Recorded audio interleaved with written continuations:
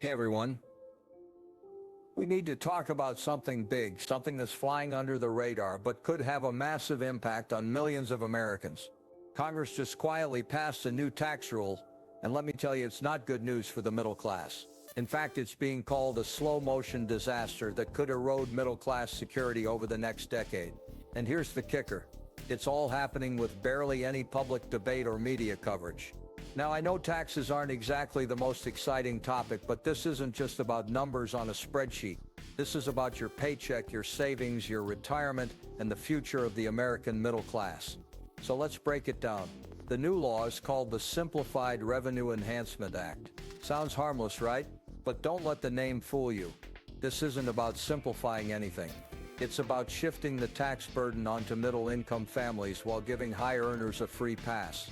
And the way it was passed, sneaky. We're talking voice votes, late-night sessions, and a Congressional Budget Office report that was conveniently released on a holiday weekend when no one was paying attention. If that doesn't scream "we don't want you to notice," I don't know what does. So what does this new rule actually do? Well, there are two main provisions, and both are bad news for the middle class. First, it phases out the standard deduction for middle-income households. If you're earning between $60,000 and $200,000 a year, you're going to see your standard deduction shrink over the next 5 years. By 2028, it'll be reduced by 35%. By 2030, it'll be slashed by 60%. Let me put that into perspective. A married couple filing jointly currently gets a standard deduction of about $27,700. By 2030, that same couple will only get around $11,000. That means $16,700 more of their income will be taxable. At today's marginal tax rates, that's roughly an extra $4,000 a year in federal taxes. $4,000. That's not pocket change, that's a family vacation. A chunk of your retirement savings or a big dent in your credit card debt, and that's just the first part. The second provision expands something called imputed income. Now, if you're not familiar with that term, you're not alone. Imputed income is basically the value of non-cash benefits you receive, like employer-provided health insurance or the personal use of a company car. Under this new rule, the definition of imputed income is being widened to include things like home office use, personal vehicle use for work, and even employer-provided health insurance. For example, if you work from home and your employer doesn't reimburse you for your home office, the IRS could treat that as imputed rental income and tax you on it. Same goes for using your personal car for work or having health insurance through your job. And guess who this hits the hardest? Middle-income households earning between $60,000 a year. Meanwhile, high earners, those making over $400,000, get carve-outs and safe harbors that shield them from these changes. Convenient, right? Now let's talk numbers, because this is where it gets really infuriating. The Congressional Budget Office estimates that this new rule will generate about $230 billion in additional federal revenue over the next decade. But here's the kicker. The way that revenue is distributed is shockingly unfair. The top 20% of earners, those making over $250,000, will contribute just $18 billion of that $200. That's about 8%. The bottom 20% households earning less than $30,000 will pay $12 billion. But the middle 60%, they're on the hook for a whopping $1,900, that's 84% of the total revenue. Let that sink in for a moment. The middle class, the backbone of the American economy, is being asked to shoulder almost the entire burden of this new tax rule.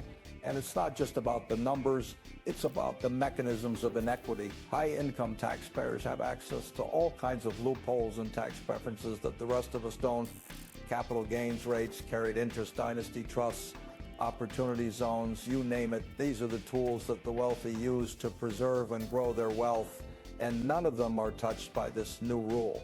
Meanwhile, middle-income workers who rely on the standard deduction and wage income are being hit directly. It's like the system is rigged to protect the wealthy while squeezing everyone else. Why is this happening?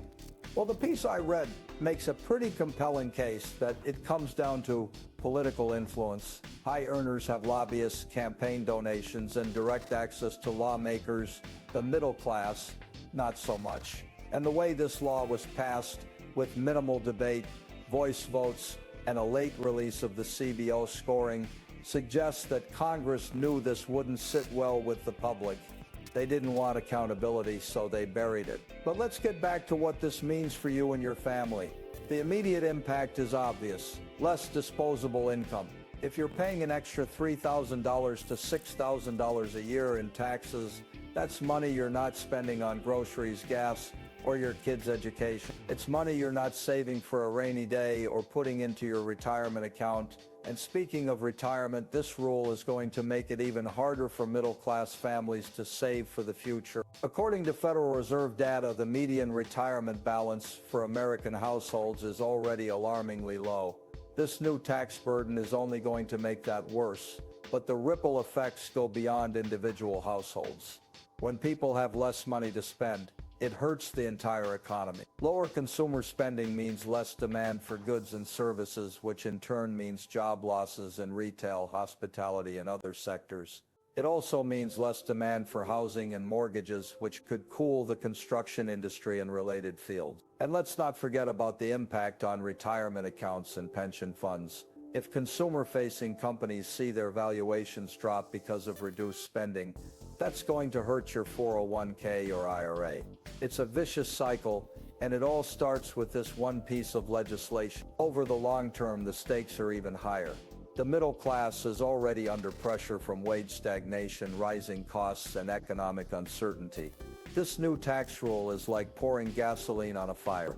If we don't address it, we're looking at a future where the middle class shrinks, economic mobility declines, and wealth becomes even more concentrated at the top.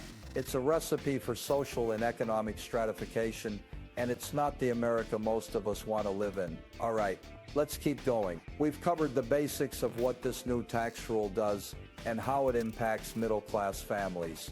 But there's so much more to unpack. Let's dive deeper into the broader implications and what can be done about it. Now, if you're feeling frustrated or even angry about this, you're not alone. The author of the piece I'm referencing, a seasoned investor with a long history of advocating for fair taxation, shares that frustration. They make it clear that they're not against taxes. In fact, they've argued in the past that wealthy individuals should pay more. But this law, it's not about fairness, it's about shifting the burden downward onto the people who can least afford it, while leaving the wealthiest Americans untouched. And that's not just unfair, it's bad economics. Let's talk about why this matters so much. The middle class isn't just a demographic, it's the engine of the American economy. When the middle class thrives, the whole country benefits. People spend more, business grow, jobs are created, and communities prosper. But when the middle class struggles, the opposite happens. Spending dries up, businesses close, jobs disappear, and inequality deepens. This isn't just a moral issue, it's a practical one. A strong middle class is essential for a stable, prosperous society, and yet this new tax rule undermines that foundation. By reducing disposable income, it forces families to make tough choices. Do they cut back on spending? Do they dip into their savings? Do they delay retirement? None of these options are good for the economy. Lower consumer spending hurts industries like retail, services, and housing. Reduced savings mean fewer people can start small businesses or invest in their futures. And delayed retirement puts more pressure on an already strained job market. But it doesn't stop there. The ripple effects of this law could be felt for decades. Take housing, for example. If middle-class families have less money to spend, they're less likely to buy homes or take out mortgages. That could lead to a slowdown in the construction industry, which is a major driver of economic growth. And if home values decline, it could hurt retirement accounts and pension funds that are heavily invested in real estate. It's a domino effect, and it all starts with this one piece of legislation. The author also warns about the long-term social and economic consequences. Over time, policies like this could lead to a permanent shrinking of the middle class. More families could find themselves stuck in a cycle of working-class stagnation with little hope of upward mobility. And as wealth becomes more concentrated at the top, the gap between the haves and the have-nots will only grow wider. This isn't just an economic issue, it's a threat to the very fabric of American society. So what can be done? The author offers several concrete policy recommendations to address the inequities in this law. First, they suggest amending the legislation to limit or reverse the phase-out of the standard deduction for households earning less than $150,000. This would protect middle-income families from the worst impacts of the rule, while still generating revenue from higher earners. Second, they propose narrowing the imputed income expansion so that ordinary work expenses like home office use or personal vehicle use aren't unfairly taxed. These are basic necessities for many workers, not luxuries, and they shouldn't be treated as taxable income. But the reforms don't stop there. The author also calls for broader tax changes that target wealth rather than wages. For example, closing the carried interest loophole, which allows hedge fund managers to pay lower tax rates on their income, or tightening the rules around dynasty trusts and estate planning to prevent the ultra-wealthy from avoiding taxes on their inherited wealth. And perhaps most importantly, treating capital gains as ordinary income above certain thresholds. These changes would ensure that the tax code is more progressive and that the wealthiest Americans pay their fair share. Transparency and accountability are also key.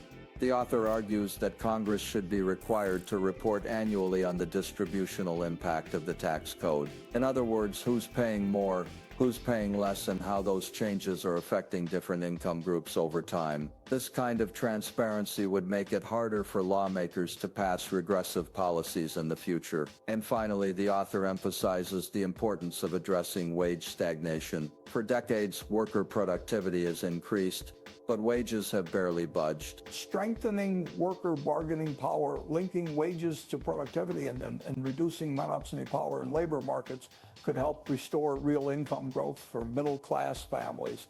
These changes wouldn't just make the tax code fairer, they'd make the entire economy stronger. But here's the thing, none of this will happen unless we as citizens take action. The author urges everyone to get involved, and they offer some practical steps to do so. First, read the legislation. Don't just rely on headlines or sound bites. Dig into the details and understand what's really going on. Second, contact your representatives. Let them know how you feel about this law and urge them to support reforms. Believe it or not, offices do track constituent feedback, and your voice can make a difference. Third, vote, and not just in presidential elections. Local and primary elections matter just as much, if not more. These are the elections where policies like this are often decided. Fourth, support advocacy organizations that fight for tax fairness, groups that analyze legislation, educate the public, and lobby for change need your help to keep doing their work. And finally, spread the word. Talk to your friends, family, and coworkers about this issue. Share articles, post on social media, and help build grassroots pressure for change. The stakes couldn't be higher. The author describes the danger as gradual and cumulative, a slow erosion of the middle class that could take decades to fully play out. But make no mistake, the consequences are real. Reduced economic mobility, greater wealth concentration, diminished innovation and entrepreneurship, and an America that looks more like an oligarchy than a land of opportunity. This isn't just about taxes, it's about the kind of country we want to live in.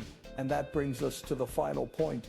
Belief in America requires action. The author ends with a powerful plea, calling this law a test of whether we're willing to stand up and protect the middle class. It's a reminder that democracy isn't a spectator sport. If we want a fairer, more prosperous future, we have to fight for it. All right, let's keep the momentum going. We've covered the core issues with this new tax rule, the unfair burden it places on the middle class, and the broader economic and social consequences. Now let's dive deeper into the moral argument, the historical context, and why this fight is so critical, not just for today, but for the future of the country. The author of the piece makes a compelling moral case against this law. They argue that a strong middle class isn't just an economic necessity, it's a moral imperative. The middle class has always been the backbone of American society, the group that drives innovation, builds communities, and creates opportunities for the next generation. But this law undermines that foundation. It's not just about dollars and cents, it's about fairness, justice, and the kind of society we want to build. And here's the thing, the author isn't some anti-tax crusader. In fact, they openly support progressive taxation. They believe that those who have benefited the most from the system should contribute the most to keep it running. But this law doesn't do that. Instead of targeting the loopholes and tax preferences that allow the wealthy to avoid paying their fair share, it shifts the burden onto middle-income families. It's a classic case of the rich getting richer while everyone else gets left behind. The author also places this issue in a historical context, pointing out that the American middle class didn't just happen by accident. It was built through deliberate policies, things like the GI Bill, Social Security, and labor protections that gave ordinary people a chance to succeed. These policies weren't perfect, but they created a foundation of shared prosperity that lifted millions of families into the middle class. And for decades, that middle class was the envy of the world. But over the past few decades, that foundation has started to erode. Wage growth has stagnated, costs have risen, and economic inequality has reached levels we haven't seen since the Gilded Age. And now with this new tax rule, Congress is chipping away at what's left of the middle class.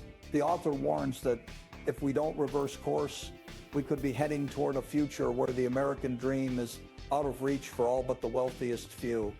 So what's driving this shift? The author points to a combination of political and economic factors. On the political side, they argue that high-income taxpayers have an outsized influence on the legislative process. They have lobbyists, campaign donations, and direct access to lawmakers, advantages that the middle class simply doesn't have. And on the economic side, they point to the rise of financialization, globalization, and automation, which have concentrated wealth at the top while leaving everyone else behind. But the author doesn't just diagnose the problem, they also offer a vision for how to fix it. They argue that we need to return to the principles that built the middle class in the first place: fairness, opportunity, and shared prosperity. That means reforming the tax code to ensure that everyone pays their fair share. It means investing in education, infrastructure, and healthcare to give people the tools they need to succeed. And it means strengthening worker protections and bargaining power to ensure that wages keep pace with productivity. The author also emphasizes the importance of civic engagement. They argue that the only way to counter the influence of money in politics is through grassroots action. That means voting, organizing, and holding lawmakers accountable. It means building coalitions across lines of race, class, and geography to fight for policies that benefit the majority, not just the wealthy few. And it means staying informed and engaged, even when the issues are complex or the odds seem stacked against us. But let's not sugarcoat it. This is going to be a tough fight. The forces arrayed against the middle class are powerful, and they're not going to give up their advantages without a struggle. But the author reminds us that change is possible. They point to moments in American history when ordinary people came together to demand a better deal, whether it was the labor movement of the early 20th century, the civil rights movement of the 1960s, or the push for marriage equality in the 21st. In each case, progress wasn't inevitable. It was the result of people standing up, speaking out, and refusing to accept the status quo. And that's the challenge the author leaves us with. They argue that this new tax rule is a test, not just of our economic policies, but of our values as a nation. Are we willing to stand up for the middle class, or are we going to let it be hollowed out? Are we going to fight for a fairer, more inclusive economy, or are we going to let inequality continue to grow? These are big questions, and there are no easy answers, but the author makes it clear that the stakes couldn't be higher. So where do we go from here? The author offers a few final thoughts on what needs to happen next.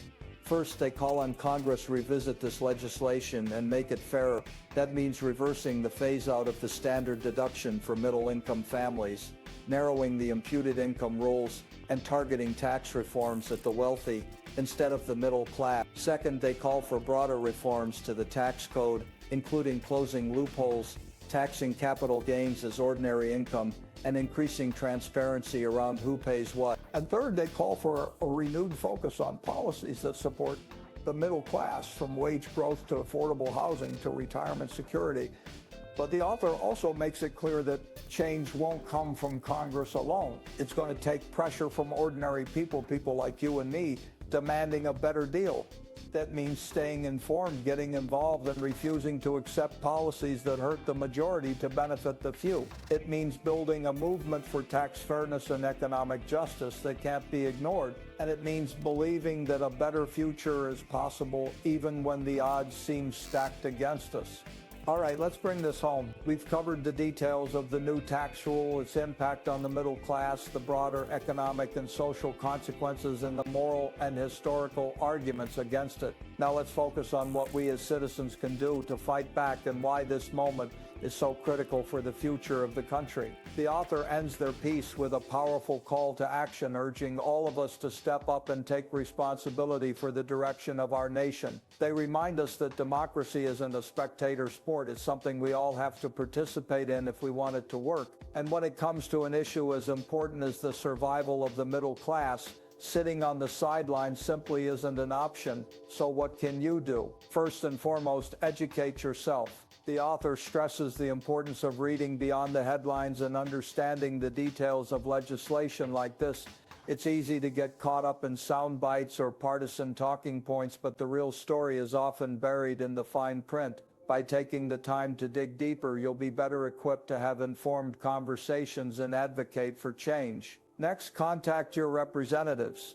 This might seem like a small thing, but it can make a big difference. Lawmakers pay attention to what their constituents are saying, especially when they hear from a lot of people on the same issue. Whether it's a phone call, an email, or a letter, let your representatives know how you feel about this new tax rule and what you want them to do about it. Be specific, be polite, and be persistent. Voting is another critical piece of the puzzle.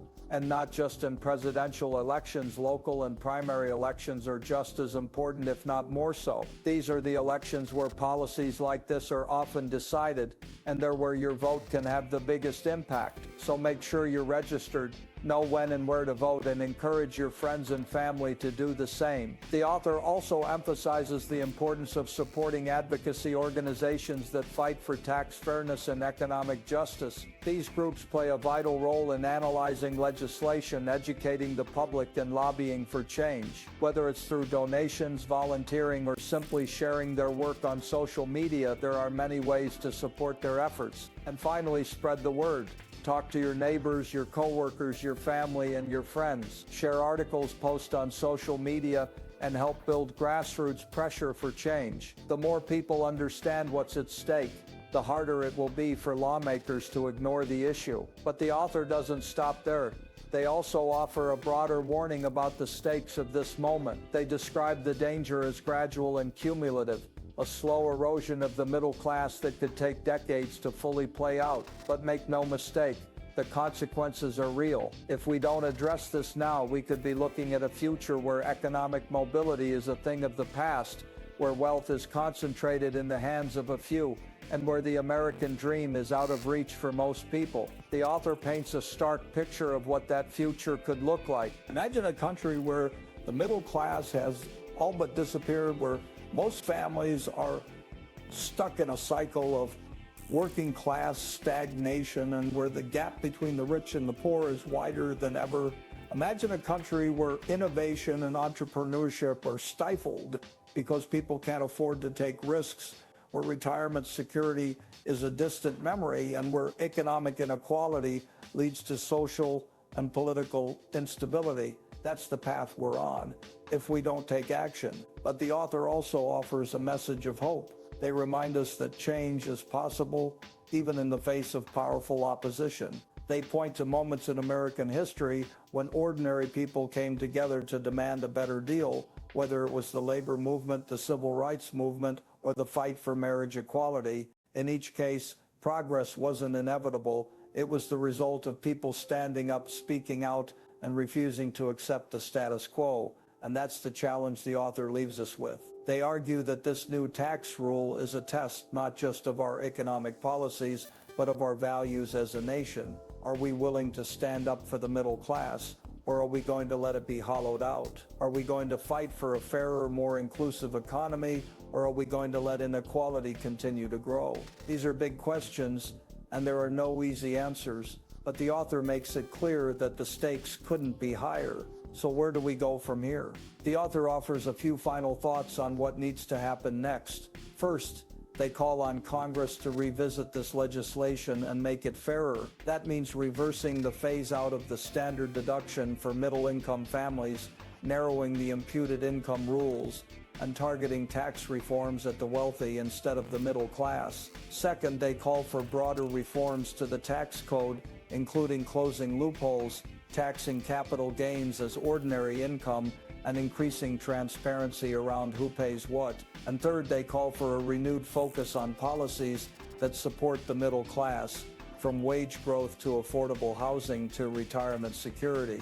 But the author also makes it clear that change won't come from Congress alone. It's going to take pressure from ordinary people like you and me, demanding a better deal. That means staying informed, getting involved, and refusing to accept policies that hurt the majority to benefit the few. And it's building a movement for tax fairness and economic justice that can't be ignored. And it means believing that a better future is possible, even when the odds seem stacked against us. The author ends with a powerful plea: belief in America requires action. This law is a test of whether we're willing to stand up and protect the middle class. It's a reminder that democracy isn't a spectator sport. If we want a fairer, more prosperous future, we have to fight for it. And that fight starts now. So what are you going to do? Will you sit back and let this happen, or will you stand up and make your voice heard? The choice is yours, and the stakes couldn't be higher. Let's fight for the middle class. Let's fight for fairness, and let's fight for the future of this country.